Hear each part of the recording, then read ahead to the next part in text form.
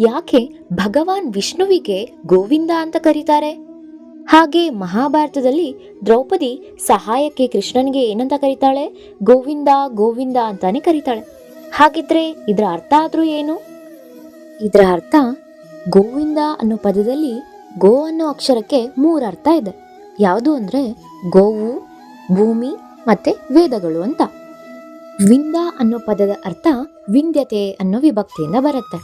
ಇದರ ಅರ್ಥ ರಕ್ಷಕ ಅಥವಾ ಕೊಡುವವನು ಅಂತ ಹೇಳಿ. ಹಾಗಿದ್ರೆ ಗೋವಿಂದ ಅಂದ್ರೆ ಯಾರು ಗೋವುಗಳನ್ನ ರಕ್ಷಣೆ ಮಾಡ್ತಾನೋ ಅವನು.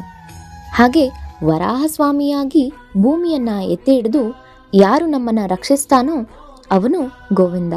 ಹಾಗೆ ಯಾರಿಂದ ನಮಗೆ ಬೇಗ ಮೋಕ್ಷ ಸಿಗತ್ತೋ ಅವನೇ ಗೋವಿಂದ. ಗೋವಿಂದ ಅನ್ನೋ ಪದದ ಅರ್ಥ ನಿಮ್ಗೆ ಅರ್ಥ ಆಗಿದೆ ಅನ್ಕೋತೀನಿ.